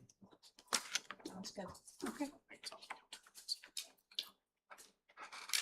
But either way, I'm good to, whatever way you want to do, it makes sense that we would postpone until Monday. Whatever the council wants to do. Madam Mayor, I move that we postpone consideration of this ordinance till the Monday special meeting. Okay, is there a second? Seconded. It has been moved by Councilmember Graham and seconded by Councilmember Crafton to postpone ordinance serial number 26-26 to the June 15th, 2026 special meeting. Is there any discussion? Madam Mayor, just a quick question. I don't know if Mr. Graham or if the clerk knows, will Mr. Johnson be able to join us on Monday? As far as I know, yes. Okay. Okay. Any further discussion? Is there objection to the motion? Hearing none, the motion is adopted. There is no new business. So we are on to audience comments. There's nobody in the audience. I will close audience comment and bring it back to the dais. Madam Clerk. Nothing, just thank you, everybody, and see you Monday, if not before. Councilmember Crafton. Thank you all for taking the time to walk through this. Just like I said last night, I mean, again, we get some numbers on paper and there's not a lot of explanation behind it. So I just appreciate being able to take the time and help us better understand the budgets here. And again, this digester project, it's a big ticket. And again, if we have the ability to leverage not our money, you know, I think my favorite thing about being in real estate is you learn about other people's money. And so it's about the greatest thing on the planet. So I appreciate you guys taking the time to walk us through that. And thank you all. We'll see you Monday night. Have a good weekend. Councilmember Graham. Thank you, everybody, for everything that you've done. And if the recording is still on, no comment. Councilmember Rubio. Thank you, Madam Mayor. Philip his head to see me sick. What's that? Philip Stu's head. Is he to see sick? me sick. No, I'm not touching him. Okay. But thank you. Hands to myself. Great meeting tonight. Looking forward to Monday night, buttoning it all up and passing the budget. Councilmember Cottle. Thank you, Madam Mayor, and thank you, staff, for all your hard work on this and the good dialogue. And I really encourage council members to get their amendments done so that we can get through them all on Monday and get this passed and be done. Councilmember Smith. I agree. I mean, thank you, everyone. Everything seems to be going very smoothly on the budget this year, so appreciate that. And thank you, everyone. Okay. Councilmember Crafton, you asked me about the mileage on my car. It's 10,000, right at 500 miles. I just had the oil changed in it the other day for the, I don't know, second, third, fourth time, whatever. Whenever that message comes on, that's when I have it changed. So anyway, and as far as using other people's money, Crystal and I have been working for the last 5 years, leveraging other people's money. And I personally think we've done a good job leveraging other people's monies. And we still continue to do that. So And I hope the next administration will, continue to do that because there is federal money out there. And the more we leverage, the better off the city and the community is. So I will not be here Monday or Tuesday. I have company and they leave midnight Tuesday night. So I'll be back on Wednesday morning. So with no further business at hand, I'm adjourning the meeting.